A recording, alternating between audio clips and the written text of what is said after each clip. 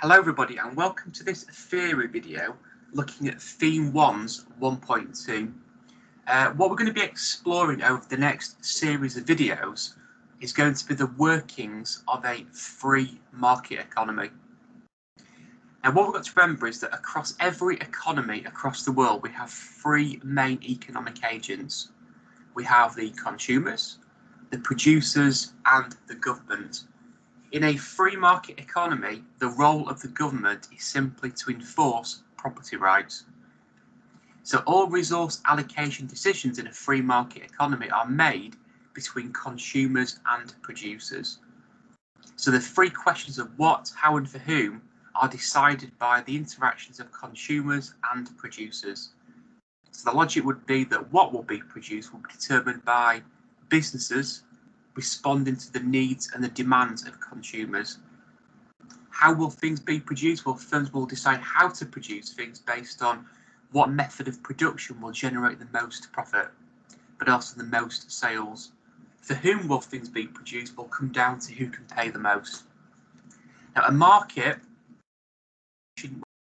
and sellers come together to trade goods and services.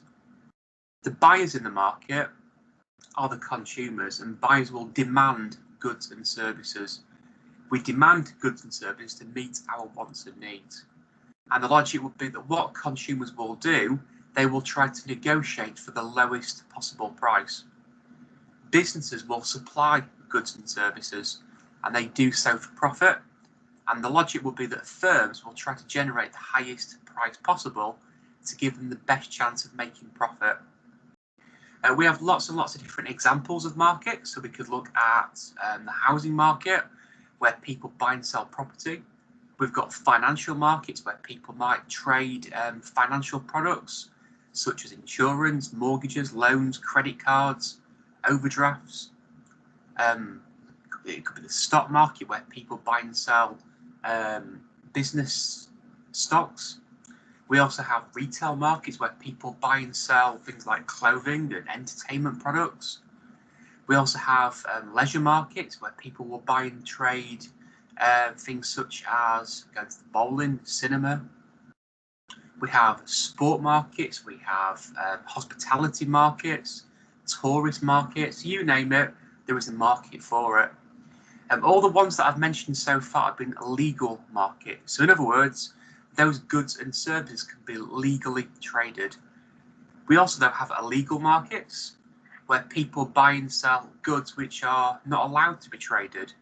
And this could be things like drugs, prostitution, other criminal products as well. Right, now anyway, in this video, what we're going to be looking at is 1.2.1, which is something that we call rational decision making. We're also going to be looking at 1.2.2, which is about the demand. So we're going to be thinking about the buyers in markets. There will be a future video looking at 1.2.3, which is about something that we call elasticity. Right, now anyway, before we start thinking about demand, I just want to go through a few assumptions that we make about the model of perfect competition. So what we assume is then that everybody in a market is rational. So the buyers and the sellers are all rational in the market. And what a rational consumer would do is to buy the goods and services which they believe would maximize their economic satisfaction. This is also called utility, and all this is it's simply a measure of our ability to fulfill our wants and needs. So what a rational consumer would do, they would weigh up the benefits and the drawbacks of buying different goods and services. So they'd weigh up the value of the benefits that they get from consuming a particular product and compare it to the price. And we will work out rationally what the best combination of goods and services is to buy. And if we get this right, we will maximize our satisfaction. Businesses are also said to be rational. So when businesses produce goods and services, they will produce the combination of output they believe will give them the most profit. Now, to work out profit, all you would do, you would look at the revenue that businesses generate, and all revenue is the price they charge for their output multiplied by the quantity. So you get their revenue, and then you take away their costs of producing that output. So those are the inputs they require to make their goods and services.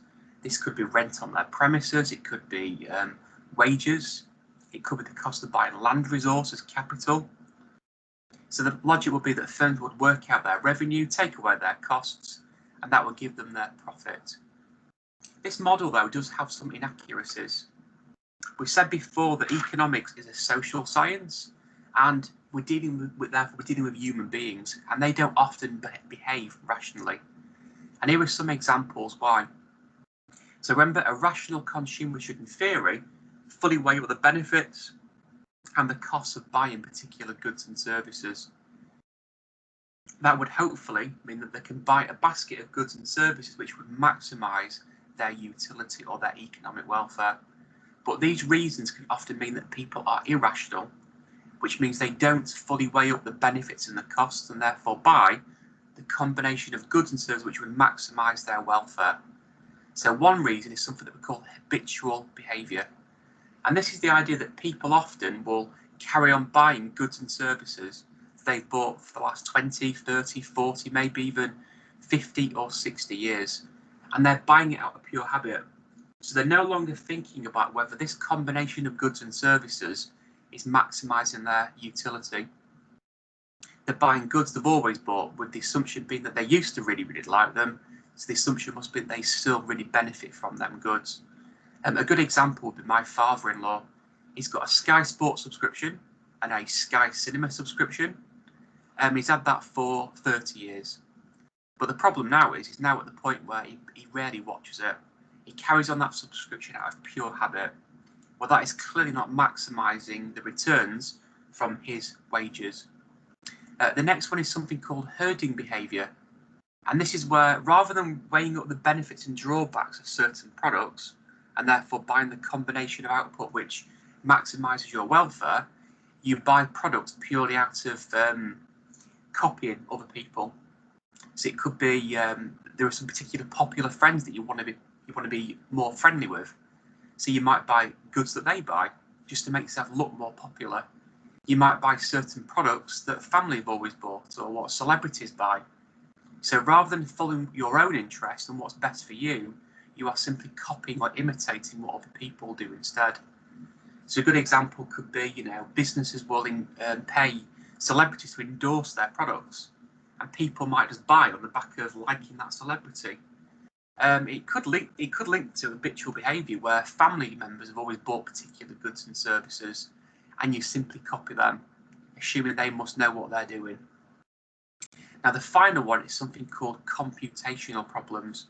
And this is where people often lack the information to make rational choices. So a good example would be going to university. That's a very, very expensive thing that you're paying for. So what you should do, you should fully weigh up the benefits of going to university against the costs of going to university, and then decide whether that is a good use of your time, your money, your effort.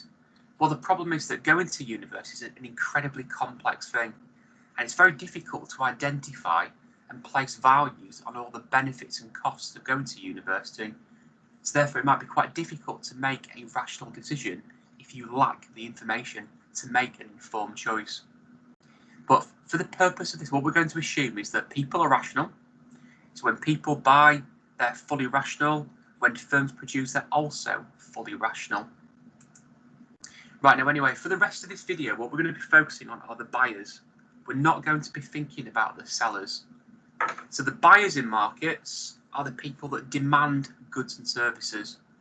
Now, what we're measuring with demand are people's willingness and ability to buy goods and services at a given price at a given period of time. Now, it's worth noting that within this definition, I've included willingness and ability. To be a buyer in a market, you've got to be able to buy. So you've got to have the physical income or the access to credit to buy particular goods and services.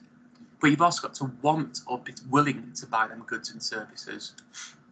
So a good example would be, I'm willing to go and buy a brand new sports car, but I'm not able to. I lack the funds to be able to do it. I'm able to go and buy today a new games console, but I'm not willing to. So to be in a market as a consumer, you've got to be both willing and able to buy goods and services. Now, at the bottom of the page, what we've done, we've drawn a demand curve. Now, what we've got on the axes, we've got price on the vertical axis, and we've got the quantity being demanded on the horizontal axis. Now, a demand curve will show an inverse or a negative relationship between price and demand. As prices go up, demand will fall. If prices go down, demand will increase. Now, just imagine we start off at point B. So at point B on this demand curve, the price is P1, and what people are willing and able to buy is Q1. Now, if the price was to go up to P3, what it would now mean is that demand would fall to Q3. And this movement along the demand curve is called a contraction in demand. The higher the price, it will contract or make smaller the demand.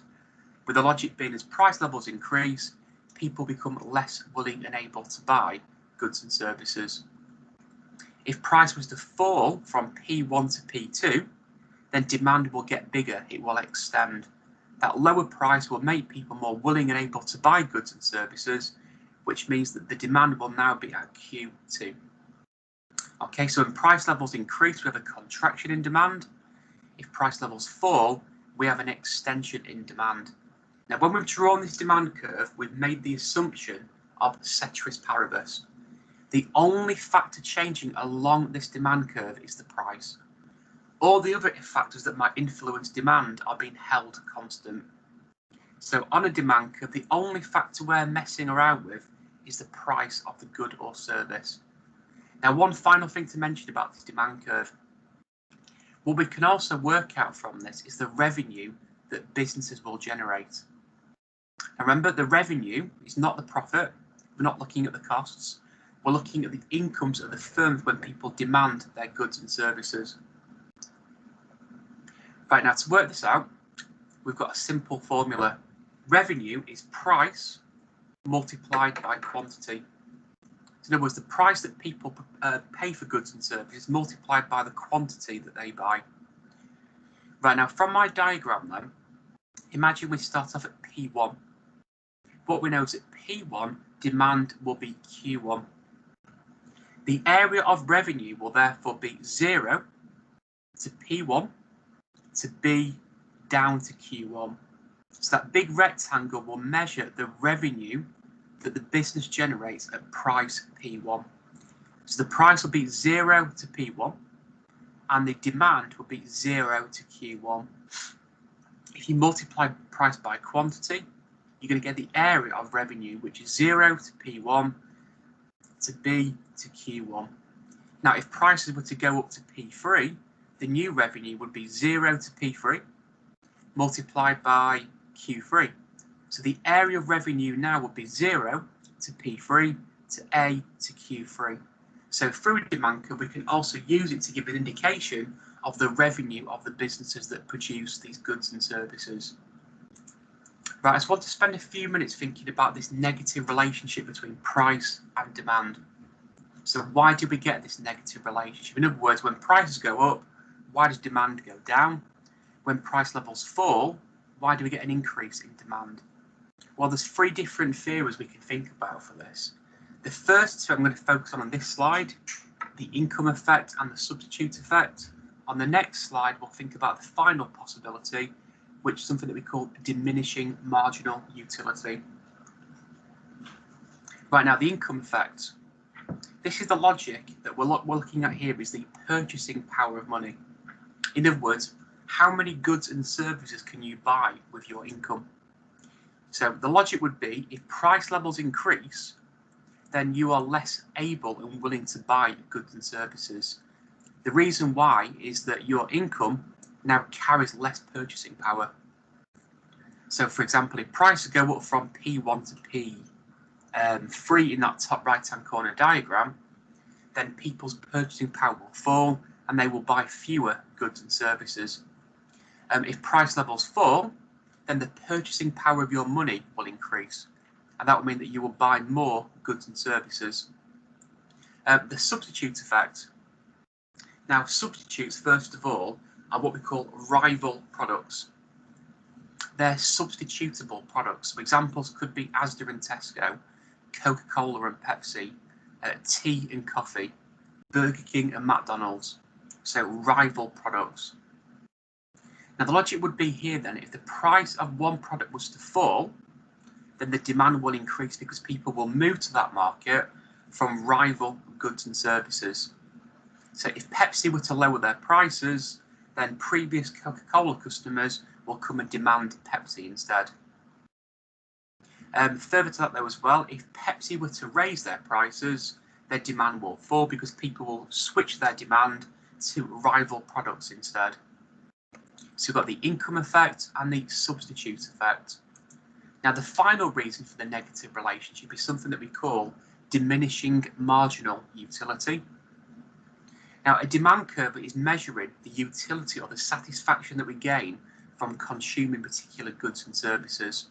What we're doing, we are placing a monetary, in other words, a financial value on the consumption of products.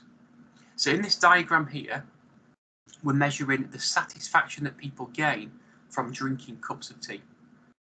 Now for the first cup of tea, so cup of tea 1, the satisfaction or utility was worth £1. So that means the consumer is placing £1 value on that first cup of tea. So they've rationally worked out the benefits and they've come to the conclusion that first cup of tea is worth £1. Now from the diagram though, the second cup of tea creates only an additional or marginal benefit of 80p. Now think about why the second cup of tea gives less value or benefits than the first cup of tea. It's all linked to the theory of diminishing marginal utility. That first cup of tea will meet more of your wants and needs than what the second cup of tea will do. The first one will maybe wake you up in the morning, it will quench your thirst, it might sort of get rid of a bit of hunger. The second cup of tea will therefore have less benefits to fulfill, so we therefore place less value on that second cup of tea. The third cup of tea would generate even fewer marginal benefits, so 60p, and that relationship will go on. So everyone, if I were working out the overall benefits of 3 cups of tea, it'd be £1 at 80p at 60p, which is £2.40. But the first cup of tea, people would be willing and able to pay the most because it creates more benefits than the second and third cups of tea. And this will apply to most products. As you consume additional units of that particular product, you will place lower value or benefits created by additional units of consumption. Right, I want you to hit pause please now. So if you can just jot down these questions, write down your answers, and when you feel like you're ready and you're comfortable with the answers for these questions, please hit play and we'll carry on with the video. Right, now in the previous part of this video, we were looking at movement along a demand curve. Now what that means then, what we were looking at were how changes in price would affect the demand for goods, but we were making the assumption of ceteris paribus. The only thing that we were changing was the market price. What we're now going to be looking at are shifts in the demand curve. Now what we're now doing, we are holding the price constant. So we're not going to change the price, we're just changing other factors that might influence demand. And we'll think in a while about what those different factors would be. Right, now in the bottom left-hand diagram, we've got an outward shift in demand. So demand's moved outwards from D1 to D2. So at the same price level of P1, demand has increased from Q1 all the way to Q2. This is an increase in demand for non-price reasons. At the bottom right-hand corner diagram, shift in demand. Decrease in demand for non-price reasons. So demand's moved inwards from D1 to D2. So at price 1, people are now less willing and able to buy this particular product. Now in the bottom left-hand corner diagram, when demand moves outwards, it means that people are now gaining additional or more utility from this product than what they used to be getting. The bottom right-hand corner diagram, people are getting less utility from this product at that price level. Now again, we can work out the revenue. So if we focus on the bottom left-hand corner diagram, the original revenue was 0 to P1 to A to Q1. So when the demand curve moves, we've got additional revenue. The new revenue is 0 to P1 to B to Q2. So the additional revenue from the outward shift in demand is the area A to B, Q2 to Q1. The bottom right-hand corner diagram, the revenue has fallen. The original revenue was P1 to A to Q1 to 0. The new revenue is P1B, Q2 0. So this means that the area A to B to Q2 to Q1 is revenue lost by that inward shift in demand. Right, let's now then think about what can cause a demand to either move outwards or inwards. Now, as a reminder, what we're now doing, we are holding the selling price of this product constant. We're not changing the price of this good and service, but what we're looking at is what could still affect the demand for this product. Now look at the ones on the left-hand side first of all, the outward shift. These are the factors that could lead to demand increasing for non-price reasons. Now let's choose a random product. Let's imagine we're looking at a chocolate bar. Now if there's more positive advertising or publicity for that chocolate bar, then people become more willing and able to buy it.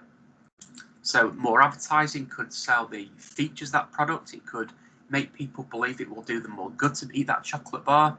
There could be lots of good publicity talking about how wonderful that chocolate bar is, and that could lead to an outward shift in demand. It could be a seasonal factor. So maybe chocolate bars become more popular around Easter time or Christmas time, and that could raise the demand for non-price reasons at certain times in the year. It could be growth in income. If people earn more money, they might simply become more willing and able to buy chocolate bars. So at the same price, they now demand more than what they would do before. I've then included these two words, substitutes and complements. Remember, substitutes are rival products. So the demand for a chocolate bar might increase if the price of rival chocolate bars were to grow, or if the popularity of rival chocolate bars was to fall. So if rival chocolate bars become less popular, they raise their price, or they receive bad publicity, people would shift their demand to the original chocolate bar. So a good example there could be a Cadbury's Dairy Milk. If Mars chocolate bars become expensive or they become less popular, it would lead to an outward shift in the demand for dairy milk chocolate. Another one is complements. And complements are things that you buy in joint demand. So a good example could be the one I mentioned here. When you book flights and holiday to go somewhere like Tenerife, you would then demand hotel rooms as well in Tenerife. If you go to the cinema, you buy popcorn, you demand them products together. You buy a games console, you're going to buy a game to go with it. Well, a complement to a chocolate bar could be a can of pop. So if cans of pop become cheaper, you become more willing and able to buy the cans of pop, and that might lead to an outward shift in the demand for the chocolate bar if people decide to choose to demand them products together. Now then look at the factors that create an inward shift in demand, and let's just think about a different product this time. Let's imagine now we're looking at the demand for Nando's, let's say. So the demand for Nando's might move inwards if they receive lots of bad publicity. And this publicity could draw attention to the way that the chickens are slaughtered or produced. And if people see all that bad publicity, they become less willing and able to demand Nando's. Seasonal, it's possible at certain times in the year, Nando's might become less popular. Maybe it's more suited toward eating their food in summer or spring. And if that's true, other times of the year, the demand for their product might fall. It could be lower incomes. If people are receiving less money, they become less able to go to Nando's. Demand would shift inwards. It could now be that substitutes or rival products have lowered their prices, or they've received lots of good publicity. So it could be that Burger King or Kentucky Fried Chicken have simply become more popular or more affordable. If that's the case, then people would move their demand away from Nando's. Complements. Now, a lot of people might combine a Nando's with going to the cinema. If cinemas were to become more expensive, or if cinemas were to become less popular, less people go to the cinema, and that could lead to an inward shift in the demand for Nando's food. Now, I've also included some other things which would affect demand as well at the bottom of the page. It could be a change in preferences. So over time, cinemas have genuinely become less popular, much more movies at home. So things become more popular for a amount of time and they disappear in terms of popularity again. It could be the perceived quality of the product or the brand image of the business. Again, these are all factors which could lead to a change in demand for non-price reasons. Now, I just want to end by introducing you to a few more keywords in a bit more detail. So we're going to be thinking about how incomes can affect demand here. Now, a change in income would lead to a non-price change in demand. So what we would assume is that most things that we buy are what we would call normal goods. A normal good is when you earn more money, you will demand more of it. Or if you earn less money, you will demand less of it. So look at the bottom diagrams then. On the left-hand side, first of all, for a normal good, if you earned more money, you would buy more of these goods and services. Bottom right-hand corner diagram, if you earn less money, you would demand less of these goods and services. And this is true when you think about it for most products. If you earn more money, you'll buy more holidays, more cars, more clothes, more mobile phones. If your income falls, you would buy fewer of these goods and services. Now, an inferior good, though, is where as income increases, demand will fall, or as income falls, you will demand more. So look at the bottom left-hand corner diagram now. For an inferior good, an outward shift in demand will be caused by a drop in income. Now, the logic would be here that when our incomes fall, we've still got to meet our wants and needs. And what we'll do, we will move our demand towards less attractive products. So for many people, if their income falls, they've still got to eat food, they may no longer buy branded food, and they may shift their demand towards non-branded food. For many people, the holiday is an essential. So if their incomes fall, they may raise the demand for UK holidays. A friend of mine used to buy cheap frozen sausages when his income was low. It was to be 50 sausages for £1. So when his income fell, it became more likely he would buy them products. Now, clearly, bottom right-hand corner diagram, if you earn more money, you will move your demand away from those inferior products. So you'll start to buy less own brand produce. You'll start to demand less UK holidays. You'll demand fewer of the cheap frozen sausages. You'll start to buy more expensive products again across the economy. Right, last one I want to show you is this, substitutes and complements. Now, substitutes, remember, are what we call competing or rival products. So Coca-Cola and Pepsi, Burger King and McDonald's, Xbox and PlayStation. Right, now what we're including here is what we call a double diagram. And for substitutes, the example I've used is tea and coffee. Now look at the first diagram. In the tea market, if we have an increase in price, we're going to get a contraction in demand. The higher price will make people less able to buy tea. But the logic would be that people still want hot drinks, so they will then shift their demand away to coffee. So this would lead to an outward shift in the demand for coffee. So at the original price of P1, people are now more willing and able to buy coffee. So higher price of tea will raise the demand for coffee instead. The bottom diagram is about complements. Now, complements are things that are in joint demand. So we could be looking here at flights in a hotel. We could be looking at a meal and a movie. We could be looking at a pint of beer and a bag of crisps, fish and chips, car and petrol, console and game. Now, the idea would now be that if you increase the price of one product, the demand for the other will fall. And the example I've given is aeroplane flights and hotels. Clearly, if you go on holiday on a plane, you then need a hotel to stay in when you get where you're going. So these things are in joint demand. Now, in the first diagram, I'm showing an increase in the price of aeroplane flights. Now, if flying abroad becomes more expensive, then people will contract their demand for aeroplane flights. And if less people are flying, there'll then be an inward shift in the demand for hotels. Logic being, if you're flying less, then you'll need fewer hotels as well. Right, guys, just to wrap up this video, you've now got on your screen question 2. So again, if you can jot down the answers for these questions, please, and be prepared to show me these when back in lesson. Right, everyone, that's the end of the video, so thank you very much.